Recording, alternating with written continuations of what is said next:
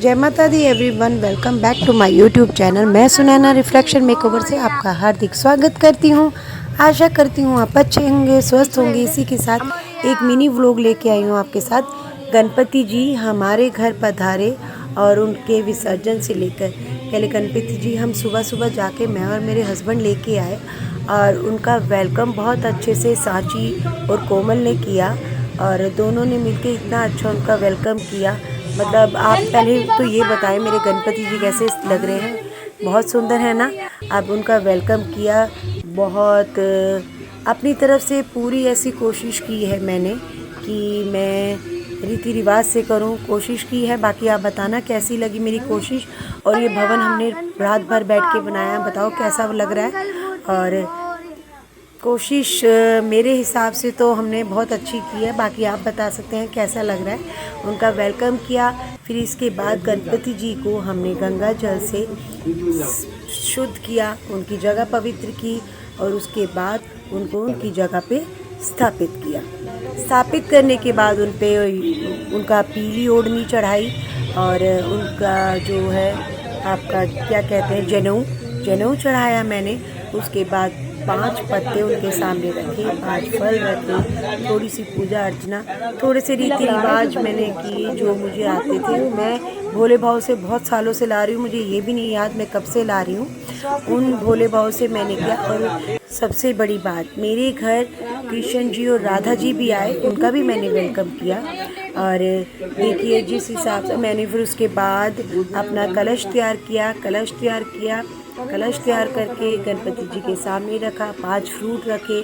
मतलब जैसे जैसे मुझे आता था अपने हिसाब से मैंने अपनी तरफ से बहुत रीति रिवाज के साथ किया। बाकी पता नहीं हुआ या नहीं हुआ, आप देखें। और मैंने कलश स्थापित करने के बाद अपने राधा किशन जी जो मेरे घर वो भी मेहमान आए थे, सबसे पहले उनकी पूजा अर्चना की।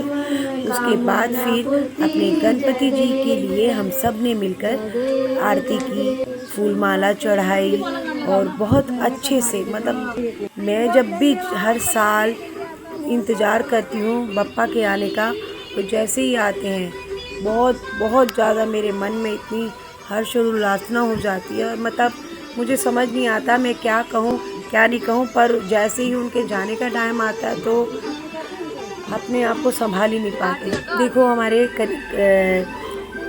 लड्डू गोपाल जी और हमारे किशन जी और किशोरी जी कितने सुंदर लग रहे हैं अपने स्थापना पे।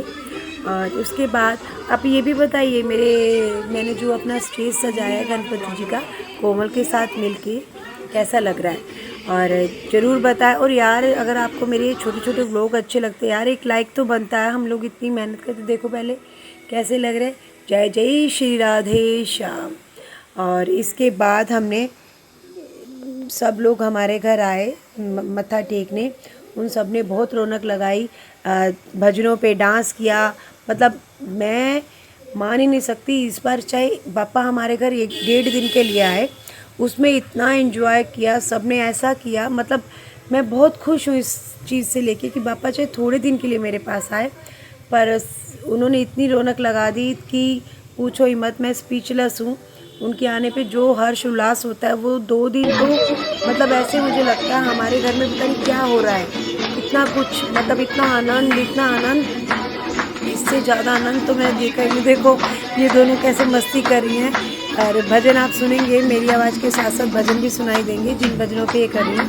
मतलब इतनी मस्ती, इतना एंजॉय किया इन सब ने और मुझे इनको देख के बहुत अच्छा लगा। इसके बाद इनके एंजॉयमेंट के बाद इन सब को भंडारा लिया। भंडारा लेने के बाद हमने गणपति बप्पा मोरया किया और उनको उठाया और उठा के पूरे घर में एक परिक्रमा लगवाई मैंने।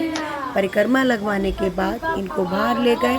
बाहर ले जाने के बाद इनके साथ हमने बहुत ज़्यादा भजन कीर्तन करने के बाद, आरती करने के बाद इनको विसर्जन की तैयारी की। विसर्जन के लिए मैंने एक टब रखती हूँ, हर साल मैं लाती हूँ, उसी टब में विसर्जित करती हूँ।